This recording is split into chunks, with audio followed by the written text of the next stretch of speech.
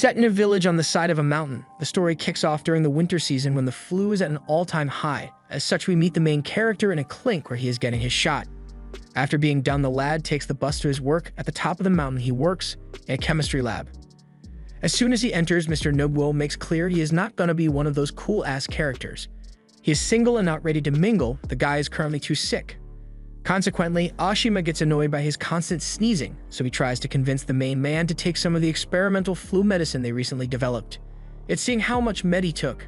Nobuo is now beyond the idea that anything would help. Still, the lads did suggest one new medicine currently laying on the chief's office desk, one they still haven't had the opportunity to examine.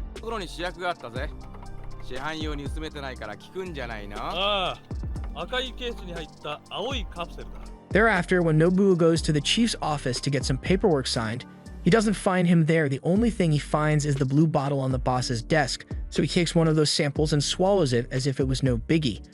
For a line of work like his, you would think the guy has brains, but nope. He took a pill thinking just one won't harm. That said, I can't hate on the man too much. Low-key, it's kinda like when I say, one more burrito won't hurt. Ah, I should've known better. And sure enough, just like when you take in that fine piece of Mexican cuisine, Nobuo's female coworkers smelled something fishy in the air. Truly, it was a bad mistake, worthy of the boss to lose his shit and borderline violate Aoshima, the four-eyed idiot who suggested to Nobuo that taking the experimental drugs would be a great idea. The chief was losing his shit because the supposed flu bills were in fact not flu bills as the fellas thought, but something quite dangerous. Too dangerous for the boss to rush out of the door hoping he can find MC at the receptionist's desk. After the boss exited, the chemists smelled something nice in the air, which happens to be the same thing the girls were smelling earlier. Soon after, we learned that the MC was in fact still in the building. He fell asleep in an empty room. When he went out to check if anyone was still in the building, Nobuo found the receptionist dead. Panicked, Nobuo called for help, only to find out that just like her, his colleagues were down on the ground. After calling for an ambulance, the main man headed to the chief's office where he found the boss also dead at the computer. Luckily, since this wasn't the first body he saw, Nobuo stayed calm, cool, and collected. Well, not too much, but enough to notice that his boss had turned off the emergency alarm, so the lad was like, the heck with that. And as soon as he turned it back on, all the alarms went off the roof, indicating that a biohazard outbreak has taken place. Also, turning back, the computer connected the offices with higher-ups who were on the other end losing their shits. After the MC introduces himself and the guy says, I don't care, put your boss on, the overseer learns about the lab's chief status, as well as the death toll in the lab. He later freaks out once he learns that Nobuo called for an ambulance.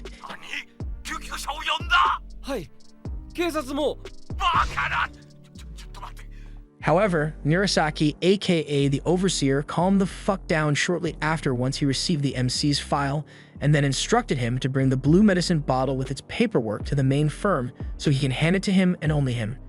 Turns out, the development of this medicine was issued in a top-secret manner straight from the government head. Therefore, he has to get out of the lab with the bottle and the paperwork before the cops arrive, and if someone asks, he doesn't work for the pharmaceutical firm. After gathering all the stuff, Nobuo cycled his bike at top speed.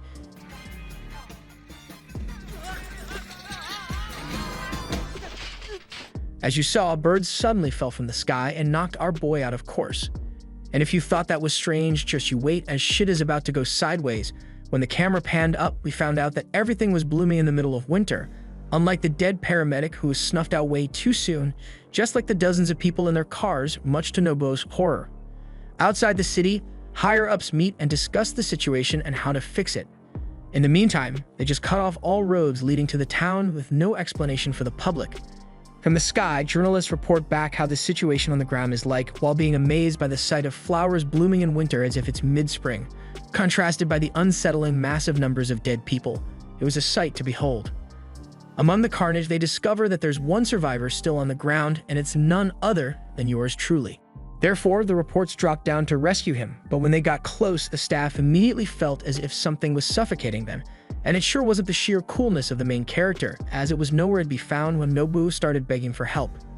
Back in the Ministry of Defense office, top officials are gathered to discuss the situation of the chemical weapon outbreak. Naturally, foreign officials weren't that happy once they learned about this secret project the Japanese government was cooking. Likewise, the Japanese officials weren't happy once they learned that the center of contamination was somehow moving. One guy theorized the wind is carrying the deadly smell.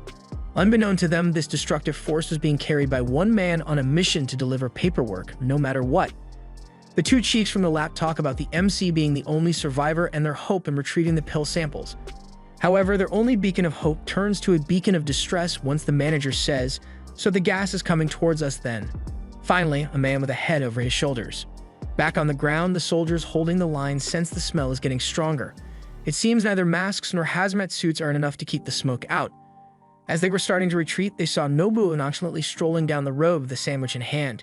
Keep in mind, although they can see the gas from afar, they still don't know the source, and as such they think this lucky bastard managed to be just in the right zone to be safe. Therefore, when they go to bring him to their side thinking he is just another citizen that was stuck in traffic, the soldiers fall to their knees. The air tenses, no pun intended. Another character with brains recognizes that the smell is coming from Nobuo, and he orders his men to clear the area. Those who were unfortunate and took in the musk of the main man died. Back on the peaceful side of the mountain, Grandma and Grandpa Nobuo learn of his situation. Meanwhile, in the office, the officials are now certain that the source of the gas is Nobuo himself. Further research suggests that the release of gas and its amount correlates with Nobuo's metabolism. In other words, the more stressed he gets and worked up he becomes, the deadlier the gas gets. Therefore, the official's top prio would be calming him down. Now you might ask, instead of all this hassle, why they don't kill that fucker and get it over with? The thing an official suggested, but the US official declined since they have invested a lot in this research, and killing a live prime sample like Nobuo would be a waste of people's tax money. USA, USA, USA.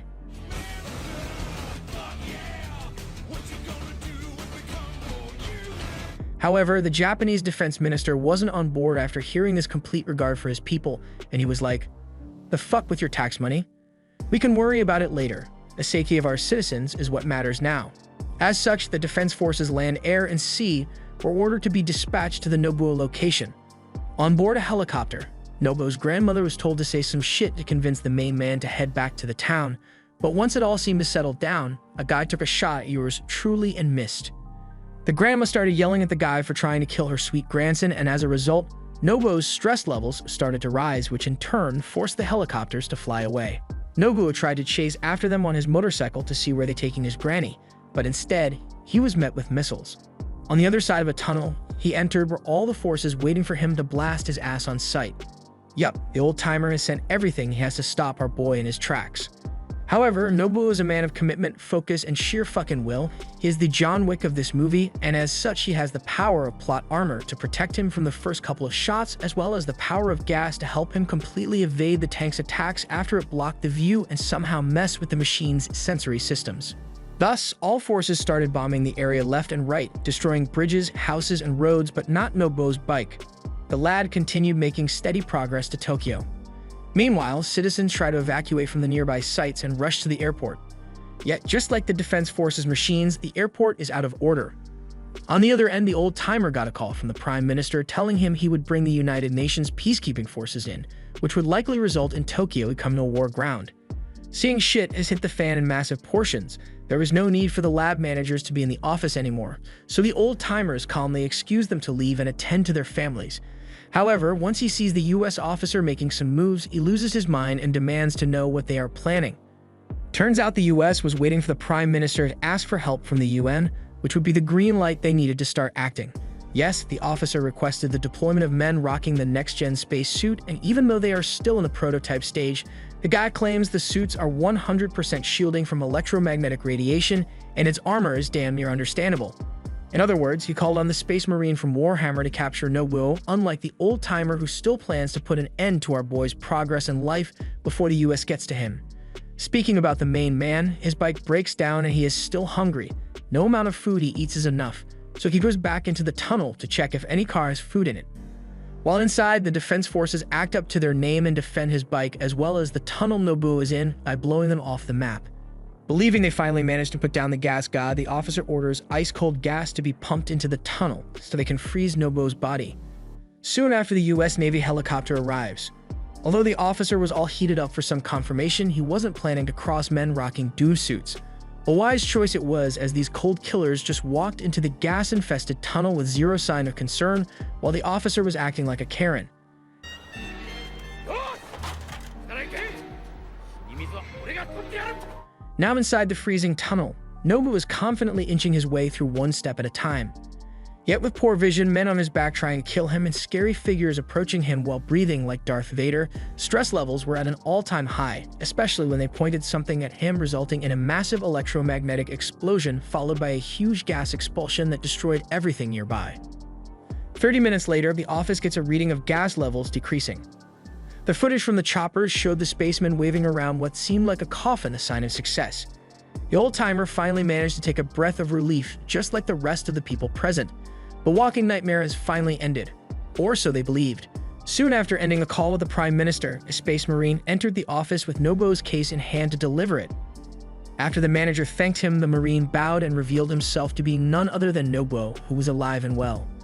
Although I thought, oh man, they must have told him about the situation, hence why he didn't have any hard feelings over his people trying to kill him, my perspective soon changed once I realized he still doesn't know jack shit. He just handed them the case and proceeded to click the open button, much to everyone's horror. The room was engulfed with gas, and the screen went black, ending the movie with Nobuo noting,